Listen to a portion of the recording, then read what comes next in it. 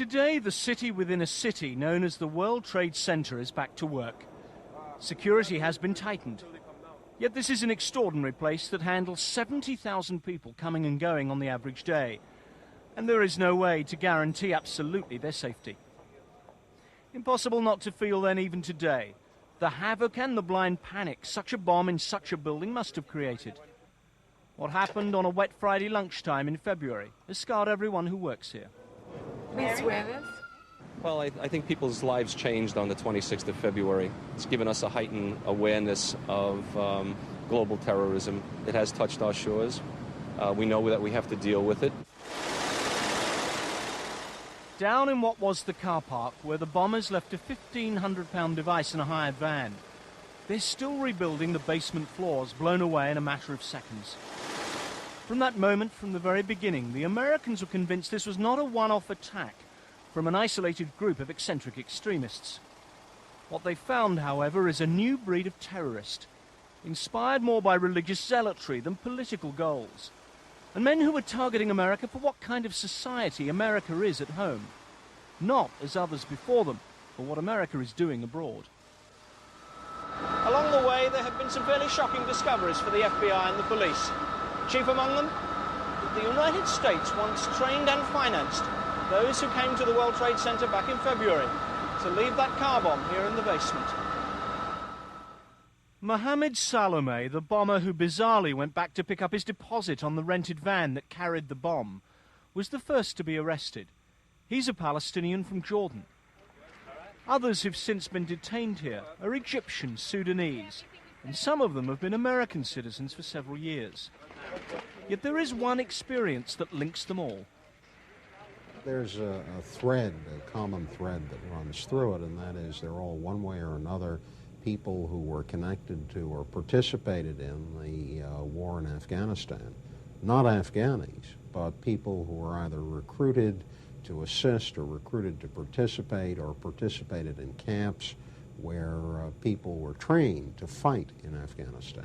And who was running those camps? Who was doing the recruiting? This stuff was being done by Pakistanis and ISI, who were in effect managing the Afghan war for the United States, but with very considerable assistance, financial support, and management ideas from the United States.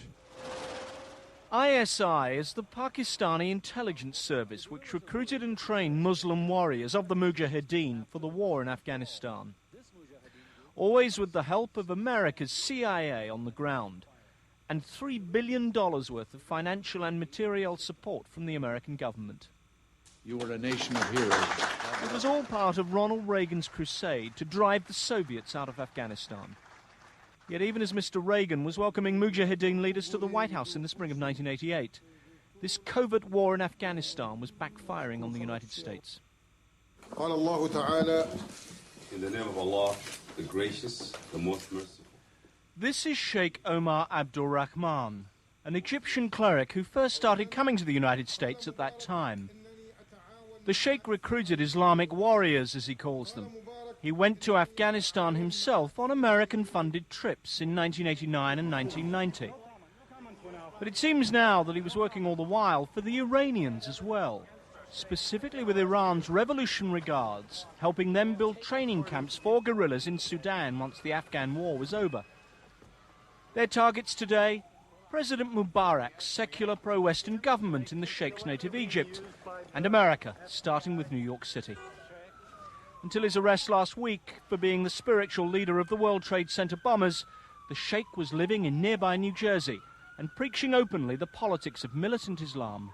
Where is he going? He was one of the clerics that was recruiting followers to fight in Afghanistan. And a lot of the Afghan veterans are now training in Sudan, being trained by the Revolutionary Guard, Iran's Revolutionary Guard, that has established a substantial presence in Sudan. This has been confirmed by the United States, other governments, etc. They receive training in Sudan by the Revolutionary Guard, and then they go into Egypt to work against Mubarak, and some of them apparently have come here and are involved in some of this plotting that we've seen. In other words, those who the Americans initially produced are now being trained by the Iranians. It appears be so. used against the United States? It appears so, yes. Yes. 2 weeks ago, the police and FBI found a second wave of this new breed. They had fairly sophisticated bomb-making equipment in their New York hideout and plans to produce chaos in the city, with bombs destined for the major bridges and tunnels in and out of Manhattan. No mention in the guerrillas' documents of their political goals. Instead, a general denunciation of America as a den of iniquity and fornication, the very language Sheikh Rahman uses in his sermons. These people don't hate us for the friends we have, they hate us for who we are. And that's a much more fundamental problem. It's fundamental for Americans, much more difficult to understand. And what are the targets going to be as a result? The targets, so far as we can tell from what we've seen, are largely symbolic. The World Trade Center disrupting the financial center, going after tunnels, infrastructure targets. And basically, they're just trying to send a message of hatred for what America stands for. The great Satan, the great corrupter, the den of thieves and fornicators, as this sheikh calls us. It was 30-odd years ago, after President Kennedy ordered the disastrous Bay of Pigs invasion of Cuba, that America first detected the price to be paid for covert support of wars abroad. The CIA told John Kennedy, "We have a disposal problem, Mr. President. What are we to do now with the Cuban exiles we trained to overthrow Castro?" In the 1970s, those Cuban exiles turned up as the men who burgled the Watergate for President Nixon's advisors, and so sparked off the scandal that brought down the president. 20 years on from that, the problem we now confront is the world has become so tiny, both in terms of communication and transportation. You can't guarantee that the people who you've trained or taught or shown the techniques of terror and revolution and upset, you can't keep them where you'd like them kept. They have a funny way of, when they're unemployed and underemployed, finding their way back.